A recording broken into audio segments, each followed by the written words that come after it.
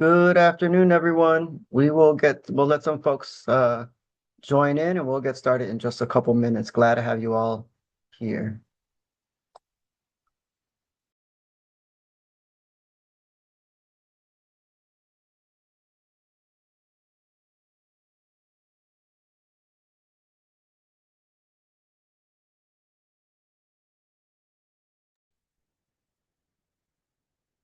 And while we're waiting, we actually encourage you to put your name, organization, location in the chat.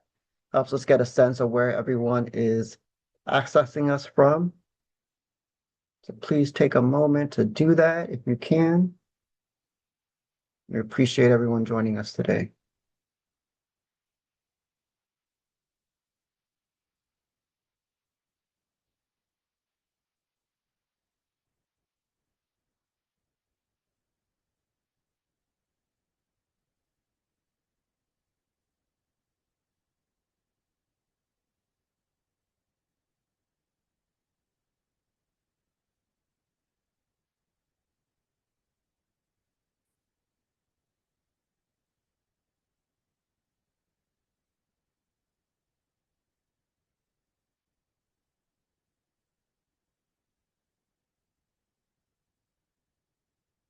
So we'll give about one more minute. I do see that we have folks from both coasts. So welcome and thank you all. I know from the West Coast, you're joining us very early. So thank you again for joining and good morning to you all.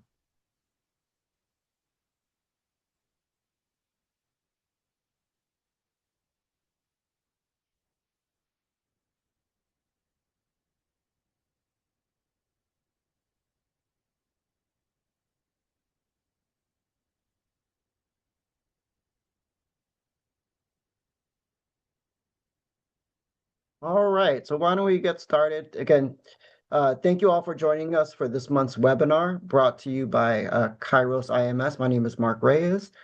If you are new to our webinar series, welcome. Thank you again for joining. And if you've joined us before, welcome back and thank you for being here. Again, if you, before we get started, if you can put your name, organization, and location in the chat so we can get a sense of who's joining us today, that would be really great. Again, I see folks from both coasts as well as some folks from central US. So Mississippi, Illinois. So it's really awesome. Glad to have you on there. Couple housekeeping notes. We will have opportunities for questions throughout today's presentation. So you may enter them into the Q&A. We also, again, have the chat available as well. We'll adjust questions as we move through the webinar. And also note, we will have 2 interactive polls today. And we encourage you to participate.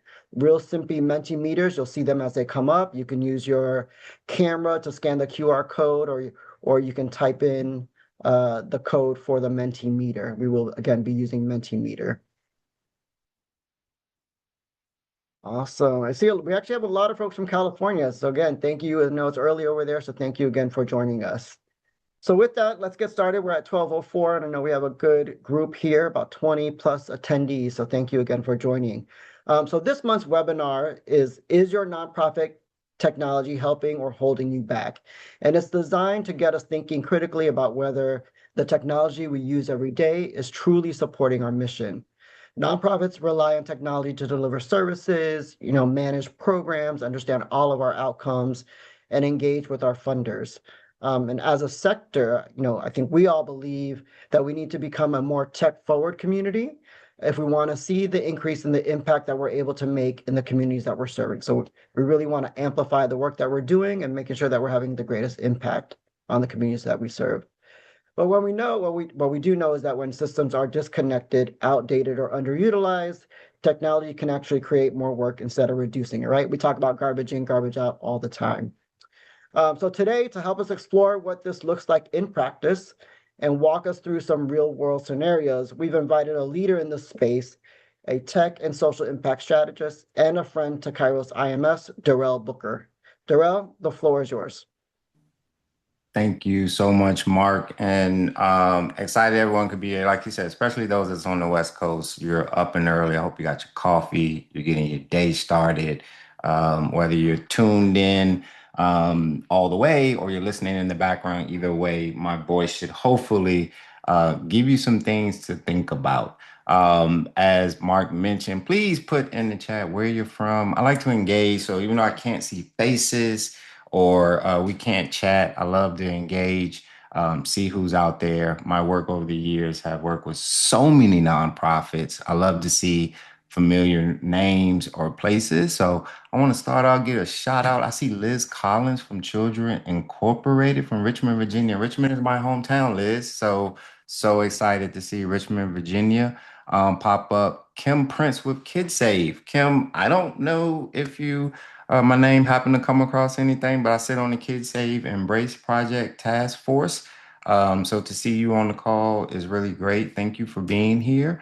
And I'll give a shout out to, looks like it's maybe pronounced the same, Darrell Roberts, but spelled Derrell. Just want to say hi to you because we have some very similar names that probably get mispronounced a lot.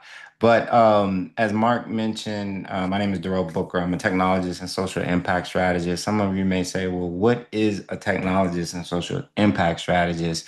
It took me a long time to kind of define myself because we all evolve over time. The technologist is the 30-year geek in me, coding since the age of 14, Liz. First job, 18 at the Virginia Department of Corrections.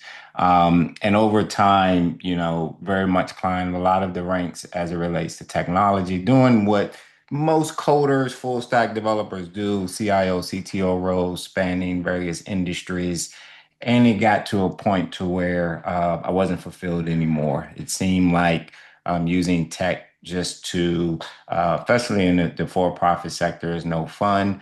And that's when I discovered the entire nonprofit philanthropic landscape. Where Liz, I was asked to join a very new nonprofit at the time called Think of Us, which was focused on using technology to improve child welfare, primarily foster care and youth that are aging out of foster care. And that was the biggest eye opener for me personally. Even then, which would have been, 2015-ish or whatever, really seeing how much manual paperwork was happening all across the country. And for me, with organizations like a lot of you all who are providing invaluable human and social services, but you don't have the tools that you need. And to me, that is such it's just horrible. And we really need to find the ways to improve it. Obviously, there's a lot of resources and funding that need to come you all's way, but also I think a lot of education for you all on what's available so that one, you can push to get it, but then also know what's at your disposal. So spent, like I said, that time traveling the country as it relates to that. Got asked to join Microsoft at the beginning of a new division called Tech for Social Impact, which was focused on what we call digitally transforming a lot of the large global nonprofits. Led that, or not led that, was part of that team for a few years. And then in 2020 was asked to create a brand new initiative called the Nonprofit Tech Acceleration, which was a program that was more hyper focused on smaller community based nonprofits. Like most of you all, the majority of nonprofits fit within that SMB space. And you all are the ones that are lacking most of the technology that's needed. And that is when I befriended not only Mark, but Dr. Ball and the entire Urban League of Broward County team. I was at a point where I was really looking for a legacy project to be a part of, which really came from my work within child welfare and just seeing the lack of really good, affordable, user-friendly, meet the needs of the workers case management systems. It is just not out there as it should be. So really wanted to be involved with a project where it can help build one that could expand in the future. And when I met the Urban League team, they had the exact same vision that I had. How do we leverage data? How do you do the things to be able to build ultimately what Kairos is? And I love the subheading of an impact management system. Let's get beyond just tracking cases, but impacting. So that is me. I consult, I advise organizations Just recently got named head of community programs for Measure Well, a new fiscally sponsored initiative by the Balmer Group. We're doing similar work helping nonprofits like you all with technology. So that is me. I urge you all to use the Q&A. Use this time for maybe some ad hoc advice, whatever for me. Like I said, I want this to be engaging. I usually charge $9.99 an hour. Just joking. But no, just some excellent opportunity. Any questions, anything that may come across your mind, drop it in the chat. As I started to put together this webinar, and especially one like this where I can't really, interact but so much, I said, what would be a great use of this 30 to 45 minutes? And for me, it was not knowing the audience. I wanted to do to do two things. So in this first segment, I want to show you six real nonprofits with six real problems. And I believe a lot of what I may show you here, it may resonate with you all in some degree. So hopefully there may be something that sparks something in you all's head that says, okay, I see how they've done it. This is something that applies to us. I kind of know how we may fix it. And is that something that you can kind of take out of this? And then the second half of this, I'm going to talk about some more innovative things. But before we even get into it, as Mark mentioned, we want to get you all involved a little bit. So we have a poll. This is Menti. Probably use it. So either you can go to menti.com, put this code in. You can scan this QR code. I'm going to leave this slide up for just a hot second. I think we're going to drop the link in the chat as well. But in one word, just one word, what's a problem you're hoping technology can solve at your organization? Just one word. And I want to see if there's some commonalities between everybody. And then have an opportunity for a few minutes after I run through these examples to kind of address some of the things that you all may mention, how they may correlate to the examples that I show you, or like I said, just maybe some ad hoc 2 cents from me. So menti.com, the code, we've got the link in the chat. So there you go. So let's dive into our first example. And I like to always ground things in data and in stats. And let's start with a number that probably won't surprise you. Nonprofits with no dedicated staff see risk flags on 60% of their technology assessments. That's even something that some of you all may not even have done a technology assessment, let alone knowing what your risk is.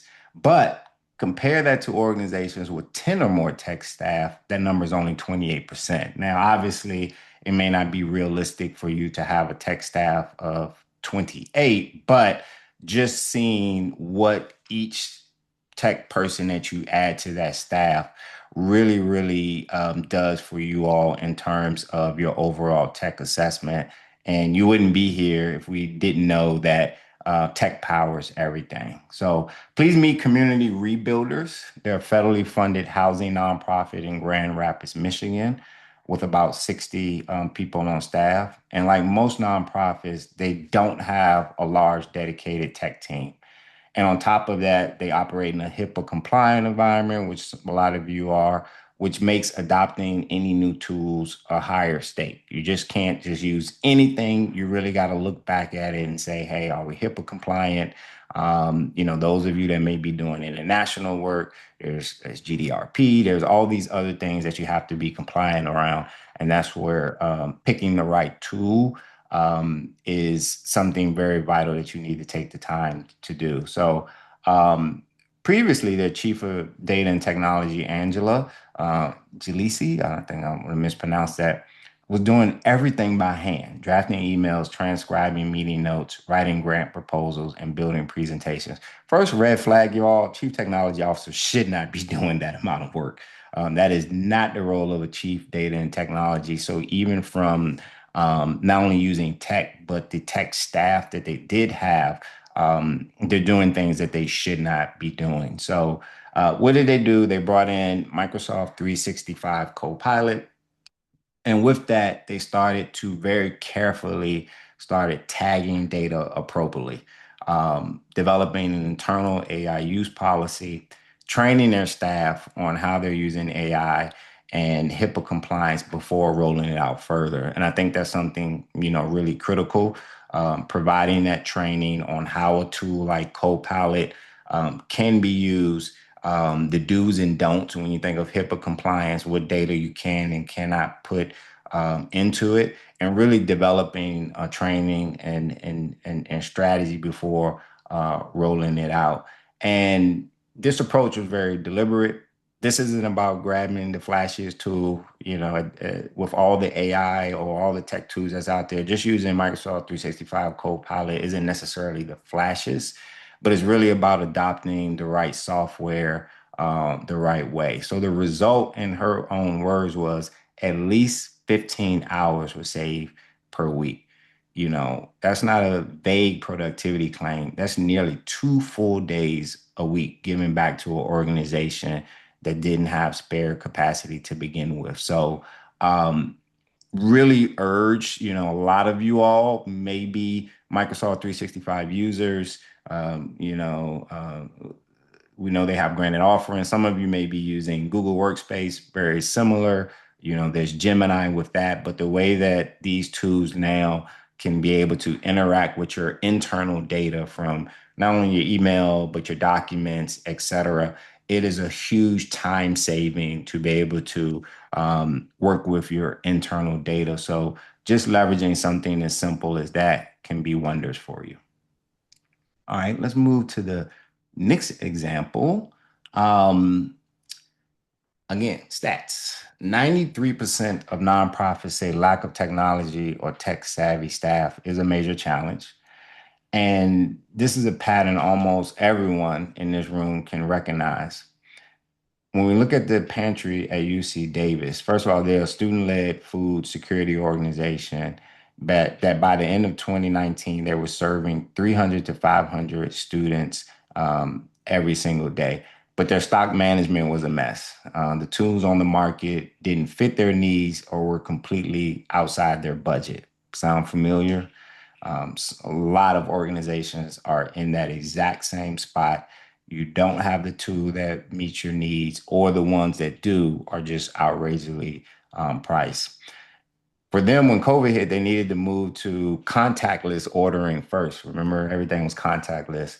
So they built a custom inventory and online ordering system tailored to exactly what they needed. And the results, 880 orders in the first 4 weeks on the new system, roughly doubling the previous month's total order volume. And it's not just a nice to have efficiency. That's literally more students getting fed because the friction of food ordering went away. And I just want to be clear about the message here. It's not about, okay, Darrell just said we need to go build custom software. Most of you don't need that, and it's not realistic. The real message is recognizing when what you're using doesn't actually match how your organization runs. And I'll say this again, recognize what you're using doesn't actually match how your organization runs. The biggest injustice you can do to your organization is start to change the way that you are, running your programs, the way that you are having impact, because you're trying to fit some piece of software that you were asked or told to use. That should not be the case. You should be leveraging software that is built for your purpose and matches your mission. Please, please do not, be holding to what another software, is built for that doesn't meet your needs. So the pantry didn't fail because they were using bad tools. They failed because the tools on the market weren't built for a fast-moving, volunteer-heavy, contactless pivot in a pandemic food pantry. So when you're evaluating technology, the question isn't, is this popular or is this cheap? It's, does this actually match how my team and my clients move through a day? And that's so critical. And that probably why some of you have been looking at Kairos and different things. You're in this situation where you're looking at, hey, we can't find a case management tool that matches what we're doing. What else is out there? Do your due diligence and find what works. when we talk about these type of systems, they're your foundations. I say it all the time. It's like the foundation to a house. You can change various things within the house. You can change the paint. You can change the outside. You can do a lot of things to dress it up. But we all know you never want to have to do foundation work. So let's move to the next example. Another stat, 90% of nonprofits collect data, but this is very shocking. Only 5% use it in every decision they make. Only 5%. So many are sitting on very rich data, but they're not using it.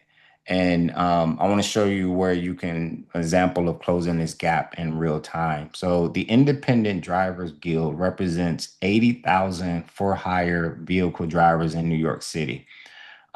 These are drivers that can legally park and rest at designated relief stands, but there were only 31 of them across the entire city. Um, we all know 31 in one borough of New York doesn't seem like enough. And obviously they wanted more. So when we think about needing something like that at a city level, a state level, even a federal level, a lot of people show up with just a petition and a list of demands. Hey, 31 is not enough. We need more. We need more. We need more. And yes, the argument or the petition, can get people to listen to you, but we all know data drives everything.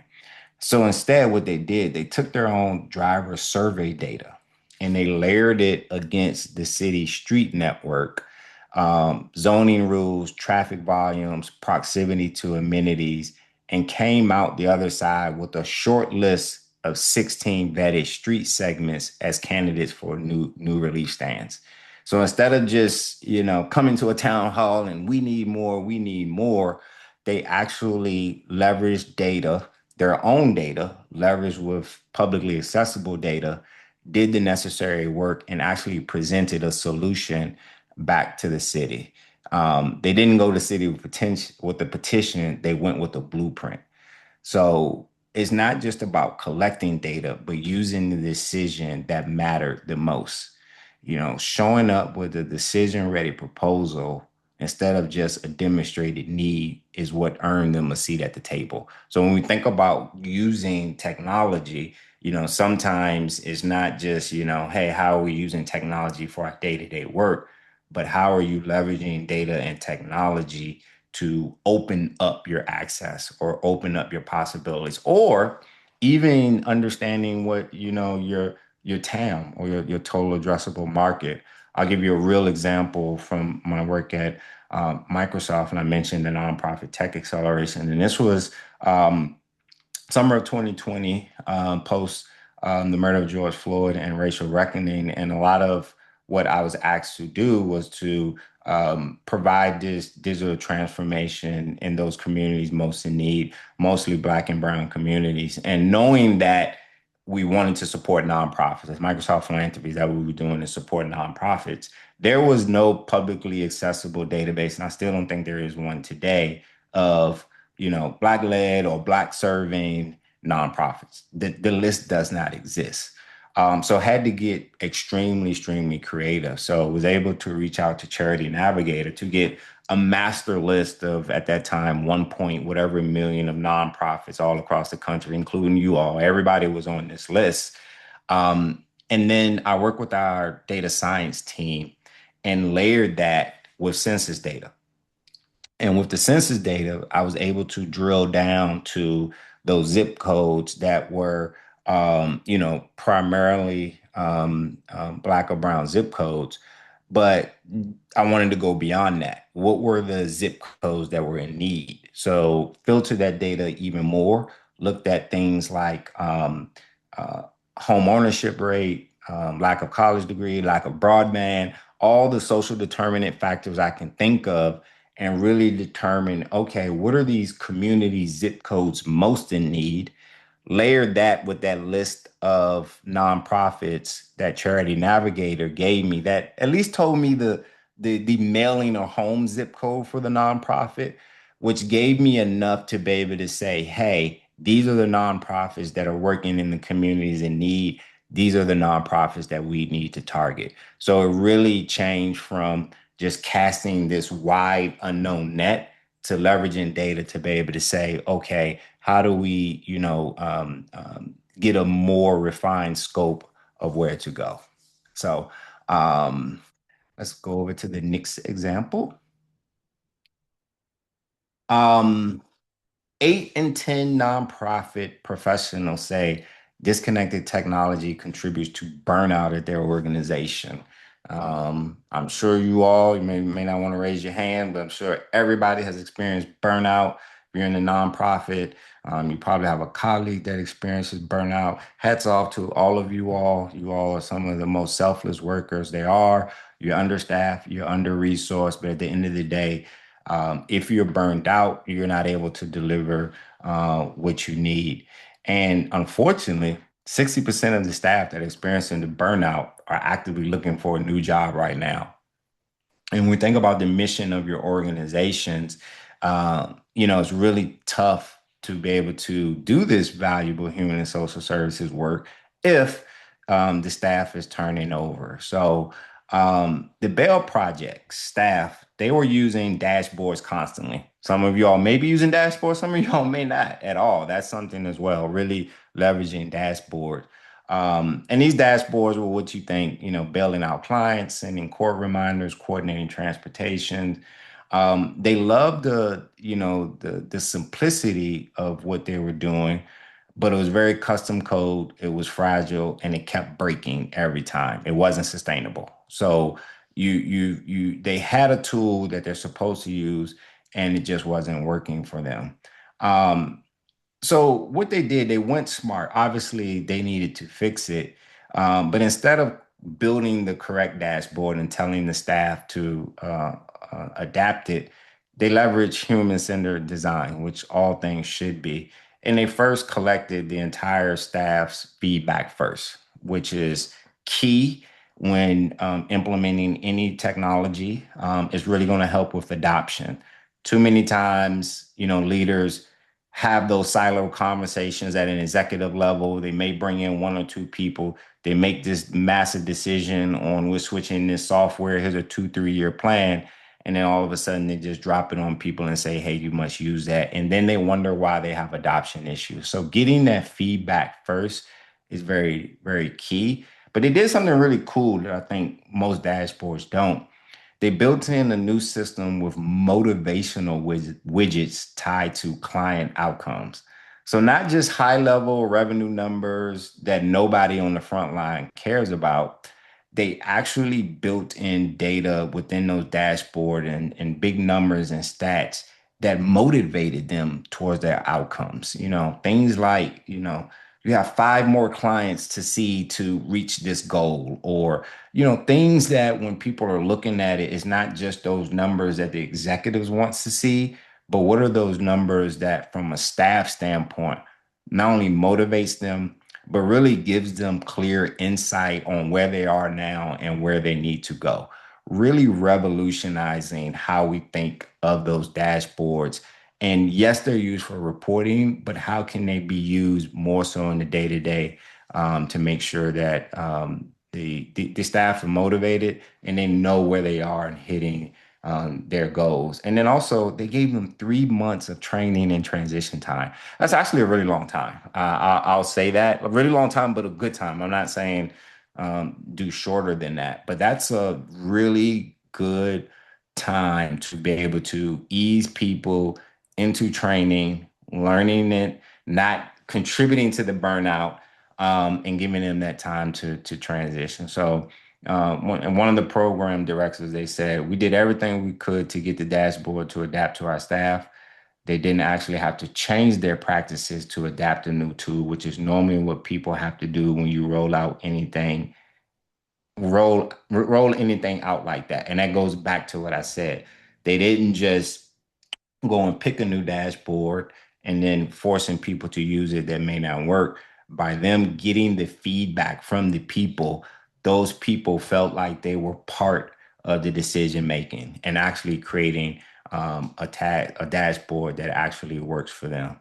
And this is the exact same philosophy that Kairos was built on. Just like I told you, these were people who work inside the Urban League, not outside engineers guessing what caseworkers need. These are actually the professionals at Urban League that said, "Hey, this is how we're doing work today." They it took a very long time, much needed time to do all of the ideation and figuring out, okay, what is the best solution, which ultimately led to Kairos. All right, gonna go to a couple quick examples. This one may be a little futuristic for y'all, but maybe not. There's some things you may not have thought about. But have you ever thought of virtual reality charity content? Has this ever crossed your mind? But 48% of people who watch VR charity content say they're likely to donate to the cause that they experience. And Charity Water is an organization that proved that number out. Charity Water brings clean water to 20 million people, or brought it to 20 million people over 19 years. But their team noticed traditional storytelling wasn't cutting through anymore. And I bet a lot of you are struggling with storytelling. I say it all the time, nonprofits are horrible at branding and storytelling, just horrible. And a lot of that comes from your very mission first, and not, again, having a full-blown marketing comms team. And may not be able to do the storytelling to the manner that you should, but it really, really hurts when it comes to any type of funder, whether you're talking about an individual donor, institutional funding, corporate funding, et cetera. As someone who sat within corporate and Microsoft and talked to many a nonprofit who had the ability to provide grants, the majority of nonprofits, I could not understand truly the need and what they were doing. A lot of times the websites are outdated. They don't really tell you the entire story. As someone, I shouldn't have to wait for your yearly impact report to get the 12-page PDF just to understand what you're doing. That you have to meet people where they are. Obviously, we know social media is very huge now. You have to be doing storytelling on there, but other ways for people to actually experience. So they built something different, a 60-minute immersive space in Franklin, Tennessee. I love this idea. So visitors walk on a treadmill facing a video wall in a 94-degree room, actually carrying a 40-pound jerry can. So basically recreating the actual walk women and children in northwestern Uganda make daily for unsafe water. Then they sat down and watched through a VR headset the clean water finally reaching one community. Just this immersive experience, they ended up signing an 8-year lease on this space. And in the first 6 months, they had over 5,000 visitors and $2.2 million in donations. The same thing. You all may have a child that's at home that has VR, that's playing a game with it. That exact same technology is what they use to be able to do immersive storytelling, which then brought people into the environment. You know what I mean? Some of y'all do work in certain places and maybe do stuff out of the country, and you probably talked to someone, a potential whatever, and you said to them, come out to such and such so you can see it and feel it. Well, guess what? Everybody can't come. So how do you do that storytelling in a certain way? And VR is pretty cool for that. But it's not just for donors. I love, love, love this use case. The Georgia Division of Family and Children Services uses VR to train new caseworkers, letting them practice the hardest, most emotionally loaded moments of their job in a safe, simulated environment before they face it for real. This is something too that military police have used this, but using this in this manner is probably one of the best use cases. You're able to actually simulate a lot of the things, especially a situation. Caseworkers are going into people's homes. It's all types of scenarios. How can you actually train someone on that?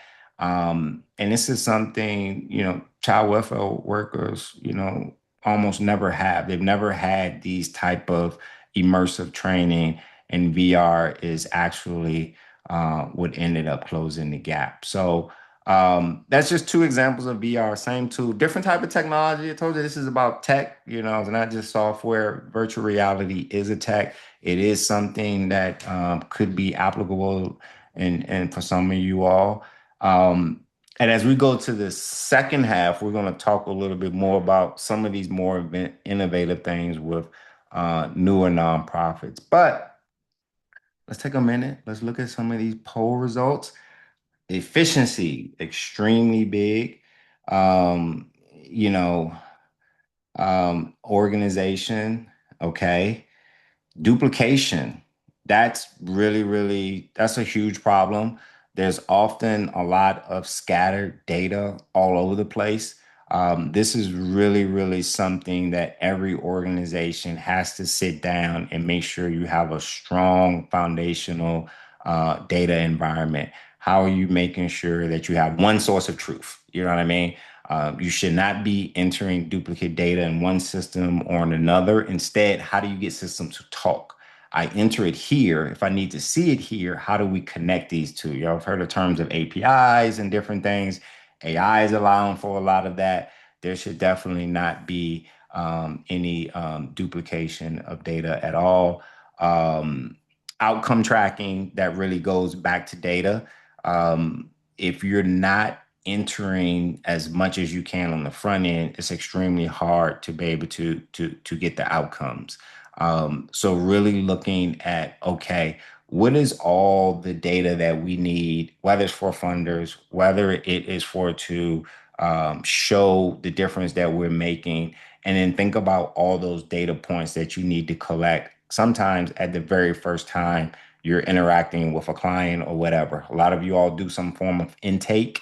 And that's probably your first and your best chance to get as much demographic profile information about who you're working with. So to be able to, as frictionless as possible, get as much of that data at intake, but then that same data is not only are your staff using it, but you're finding ways to add to that data. Is that additional case notes? Is that additional interactions, et cetera? And so that as your, client may be coming in, they may be coming through different programs. How are you able to, at a drop of a dime, be able to, pull demographics on everybody, have all the right points that you need, but then also be able to track someone's progress.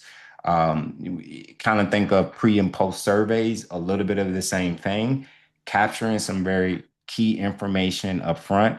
If you know that you have a particular program that's focused on economic mobility or something like that, clearly understanding where someone's working now, how much they're making should be one of those data points that you're collecting at the beginning.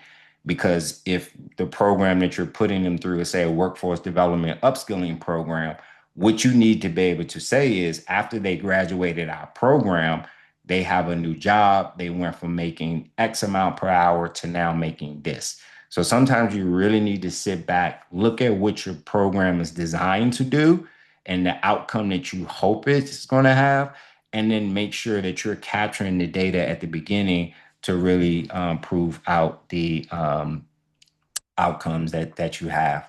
And I didn't mean to gloss over the biggest word, efficiency. There's some other words that I see there that are very close to that: workflows, clarity, simplify, time, the disconnect. This is all just about being more efficient and collaborative. And in this day and age, technology is going to be your greatest tool. Technology, I say it all the time. If you heard me talk, it's the greatest equalizer of all disparities. Even though you all may have small staff, it is the one thing that can make you more collaborative and efficient.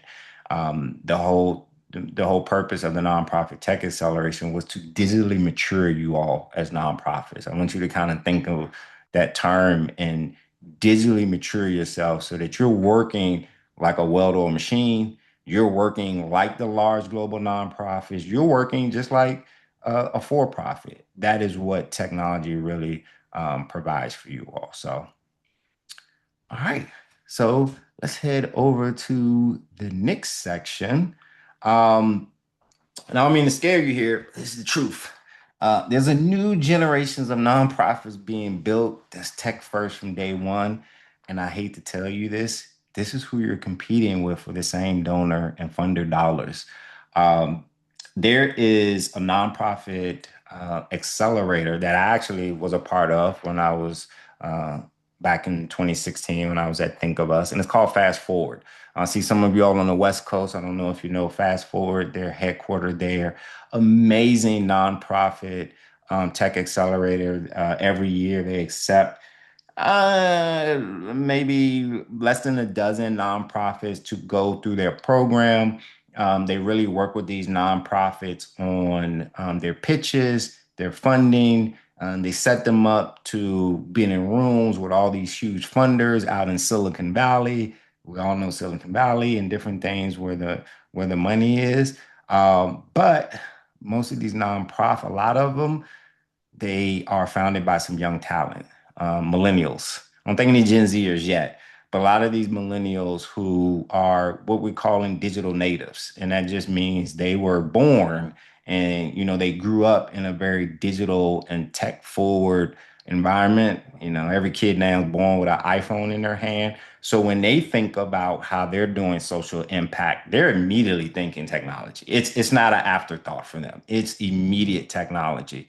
And as we look at just the current landscape, honestly, they just seem more attractive to funders because it signifies to those funders that they're able to scale. They're able to reach more people. They're able to reach more people quicker, cheaper, and faster. So I want you to give an example of some of these new nonprofits and what they're doing, and maybe it sparks some things of how you all can think out of the box. Yes, you're not new, but it doesn't mean you can't leverage some of these newer things. Yes, like Teresa said, plenty of nonprofits are fully remote and delivering programs fully as well. This is the new Menti. Y'all can click. I'll talk about it. But I just want to get on that point. You are so correct, Teresa. Um, and even COVID exposed that. COVID exposed to where quite a few nonprofits, including you all had to figure out, hey, how do we deliver services that may not be hand to hand? And people, started to get on Zooms and different things. And I think for a lot of organizations, a little bit more of a moment of time. For other organizations, they saw that as a shift. And a lot of them shifted to LMSs, learning management systems. So, how can we deliver something curriculum based online at scale through a learning management platform where someone can sit through and go through courses and modules themselves? Or just very old school, mentoring via Zoom. These are, like we said, these are the ones that you're competing with. And again, you're talking to someone who was a funder um, and a lot of times, a lot of nonprofits just rely on tugging on heartstrings and this is what we do. And, and it's such a heartfelt story and it's great. But the truth of the matter is, a lot of times it boils down to how many people are you touching and impacting. And, delivering things remotely and virtually can really do that. So the next Menti, one word, what's a tech innovation you're curious to explore at your organization? We'd love to see what people have and talk about. I think I got an idea what the number one word is, but what's something that you all are thinking of? Um, so let's start with my first example. Um, Half of AI powered nonprofits solving major global health challenges operate with 10 or fewer staff. It's almost like uh, Teresa kind of set me up with this back to the fully remote and delivering programs virtually. They're doing it with a lot less staff. Half of nonprofits are serving global health challenges with 10 or fewer staff. So Vigilant is a perfect example.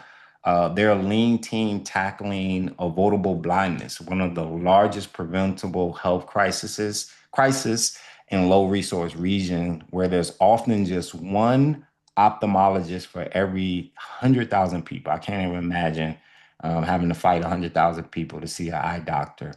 So they created an AI powered smartphone tool that diagnoses conditions like cataracts with over 94% accuracy compared to in person exams.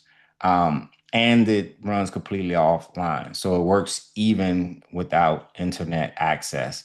Um, and that internet access is not a nice to have feature. That's the whole point in a rural clinic. And so far, over 30,000 patients have been screened so far, with a few million projected within 3 years. So some of you may be saying, well, Darrell, we're not doing the eyes. This doesn't make sense for us. Why are you bringing up this example? I think the example is more so of how they integrated a AI powered smartphone tool. So basically, in other words, it's not necessarily a special phone. It's just an app running on the phone. It's using the same camera on your iPhone 17 Pro that you take amazing pictures with. It's using that same camera, but it's just an app that's able to do what it does, however it does, to look at your eye and be able to detect those cataracts. So how are they taking um, a mission or a service that was very traditional, go see a doctor, and be able to add this piece of technology with an app that runs on a smartphone to be able to speed up these exams and get to more people. And the key about it working offline. Some of you all may have, maybe in situations where you're working in the field and collecting data. That is just a general use case of how you can have a tablet, some type of smartphone app where you're collecting that needed data right there on the spot. It's immediately going into the system and going back to your data system back at headquarters. There's no duplicating. There's no take these notes and then translate it later. Everything is happening all at one time. And that's what Vigilant is doing. Next example.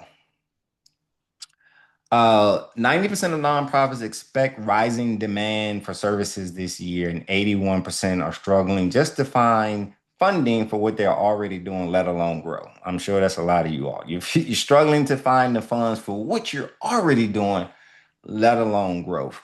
And that's exactly what Dollar Four was in before automating their process. So Dollar Four helps people fight medical debt. So they nonprofit hospitals, and I didn't know this. Maybe y'all know this. They're legally required to offer financial assistance to low-income patients, but almost nobody knows that. And every hospital process is completely different. Some want faxes, yes, faxes. Some want mail paperwork, and all want proof of income. So what Dollar for did is they built a database of every hospital's charity care policy in the country. They looked at every hospital, what is your policy? And they use AI to help their patient advocates prep and submit applications faster. So, a lot of you all may have, this may be very similar. You may have, program people on your staff that is helping your clients with, access to various funding resources and things of that such. And how much time and work is that taking up from your staff just to be able to deal with this agency wants this paperwork and this wants this wants this wants this, all these different processes that your staff is trying to help your clients with. And, your staff is probably getting just as frustrated. How can you look at, what, let's look across all of these funding sources that we're referring people to or we're trying to get people qualified for. How do we make sure we understand all of their policies, procedures, and what they need? Let's make sure we have the proper database for those. We can easily insert new ones when needed, and then create something so that our staff can much quicker prepare the paperwork that's needed to be able to submit those applications. And the result, their advocates can serve 55 to 80% more patients without adding a single new hire. And for them in 2025 alone, that translated to 55 million in medical debt erased. Again, I say technology is the greatest equalizer of all disparities, and it's either going to help you reach more people, as it did in this case, or it's going to let you go deeper with who you serve. And next slide, we're almost getting towards the end. in 2024, 54% of nonprofits hit a language barrier with the client. Some of y'all may be dealing with that. Um, and probably don't have interpreters. That's just something you can't have. So it's a rarity when someone actually has an interpreter. So Tarjimli, I can't pronounce it. Um, their biggest worry isn't data security, it was the inequities. And, thinking of how technology cannot further marginalize the people who are already invisible. So instead of just relying on some translation services that may have already been out there, they fine-tuned a model using community and indigenous translators that were reviewing and labeling the data itself. And this is something really huge, you all. Like a lot of the translations out there, they're not perfect. There's some languages that aren't there. I know there was a lot recently around like Creole was something that was not in certain places, and you can't rely on it. And you don't want it to be a situation where you're providing improper care or you're misunderstanding someone because you're solely relying on a translation system and not thinking, you know what, if we have access to interpreters, how do we bring those interpreters in house? It may not be forever, could be project based and help them refine the tools that you're using to make sure that you're providing the right service to your people. And I think the real key as it relates to leveraging AI tools like that is to make sure that you are using them in a way so that they're still equitable and you're not just using them and causing issues for you and those that you care that you're serving. All right, let's get to the last example. Um, Unfortunate stat, organizations centered on women and girls of color receive just 2% of foundational funding, just 2%. Um, so very similar to the independent driver situation, the Women's Funding Network, they wanted to understand, and they wanted to understand who actually leads the nonprofits getting funding, and does that break down along lines of race and color? And just like I told you, I couldn't find a public data set. They couldn't find it either. So they built one. They co-created it with 10 different women funds, not designed from the top down, but with them themselves, layering leadership demographic data against that funding data. And one of their findings was nearly a third of organizations led by women of color operate on under $50,000 a year.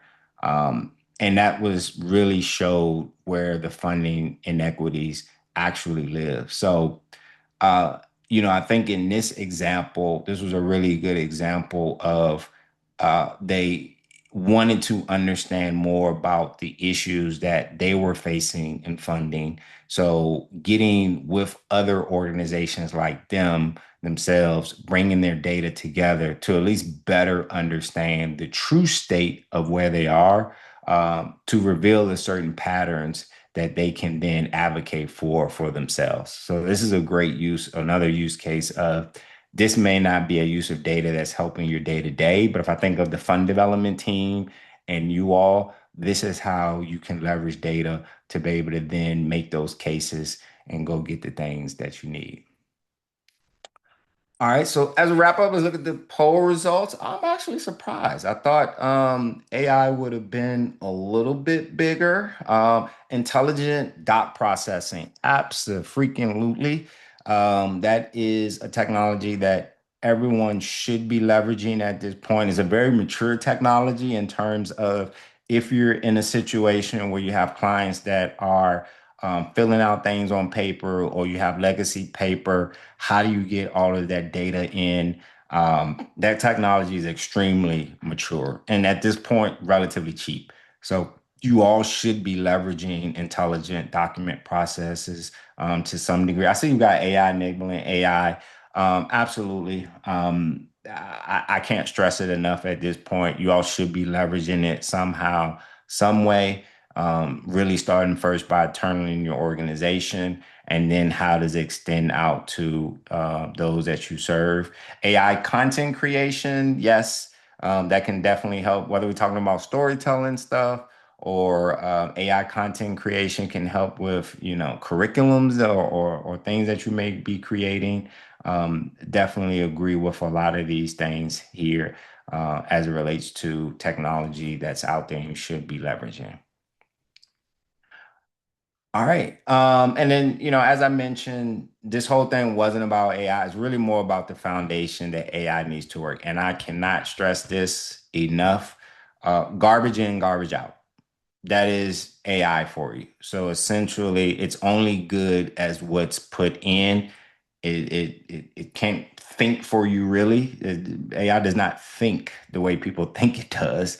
It's really just interpreting what's already there. So as an organization, you really need to make sure that you have the data infrastructure first. Is everything, are we collecting all the points that we need? Do we have everything in house? Are we not duplicating data? Are our systems connected? And then you all can really leverage AI. Do not jump the gun because what you end up having is just more technology. You have AI and agents doing a bunch of things and doing a lot of extra work because your data layers is not in place. Um, so with that, you know, as we kind of talk about, everything we walked through today, matching your workflow, using your own data to reveal what you couldn't see, building for the people actually doing the work and thinking about equity from the start. They're not abstract ideas. These are the exact things that Kairos was built around, like I said, by people who work inside the Urban League, not by outside engineers guessing what caseworker needs.